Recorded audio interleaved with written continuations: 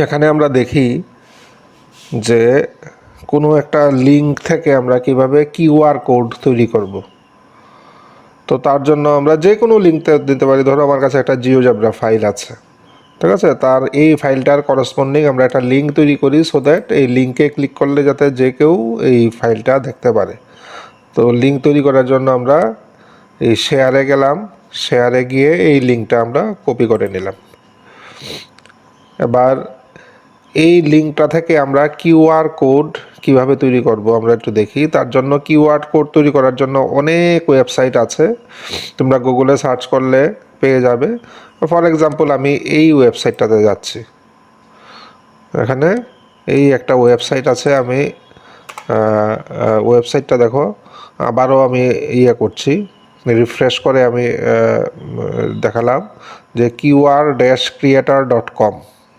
তা আমরা এটাতে গেলাম, গিয়ে আমরা যে লিঙ্কটা কপি করলাম এই লিঙ্কটা আমরা এখানে যদি পেস্ট করে দেই, সঙ্গে সঙ্গে দেখবে এখানে তৈরি হয়ে গেছে কিউআর কোড। ইটস মানে ভেরি ইজি। দেখো আমি লিঙ্কটা এই জাস্ট পেস্ট করলাম, সঙ্গে সঙ্গে দেখো এই যে কিউআর কোড তৈরি হয়ে গেছে। This is the QR code. এবার এটা আমরা ডাউনলোড করে নেব। এই যে এখানে ডাউনলোডে আমরা ক্লিক করি, ডাউনলোডে ক্লিক করলে এটা ডাউনলোড হয়ে যাবে। এবার এই ডাউনলোডেড ফাইলটা আমরা কপি করে নেই। আমরা ডাউনলোডসে গেলে এই যে this is the downloaded file, এই ফাইলটা এখন ডাউনলোড হলো।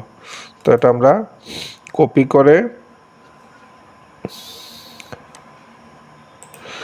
করে ধরো ওয়ার্ড বা যে কোনো লেটেক্স হোক, ওয়ার্ড হোক, এখানে অলরেডি আরেকটা আমরা করে রেখেছি, আমি এখানে যদি পেস্ট করে দেই তাহলে আমার কাজ হয়ে গেল। এবার যে কেউ এটার কি পারপাস নিচে লিখে দিতে পারো। এটা ধরো কি বলবো, এটা ধরো স্পেস কার্ভ, এই ফাইলটা স্পেস কার্ভ নিয়ে করা হয়েছে, তাহলে আমরা স্পেস কার্ভ লিখে দিতে যা খুশি লিখে দিতে পারো, ঠিক আছে। এবার যে কেউ যদি এটাকে স্ক্যান করে গুগল লেন্স দিয়ে বা অনেক স্ক্যানার অ্যাপ আছে, স্ক্যান দিয়ে যদি স্ক্যান যদি করে তাহলে ওই লিঙ্কে চলে যাবে। তো এইভাবে তোমরা যে কোনো ফাইল তৈরি করে তার লিঙ্ক তৈরি করে এভাবে কিউআর কোড তৈরি করে দিতে পারো, সো দ্যাট এই কিউআর কোড স্ক্যান করলেই তোমার ওই ফাইলটা যে কেউ দেখতে পারে।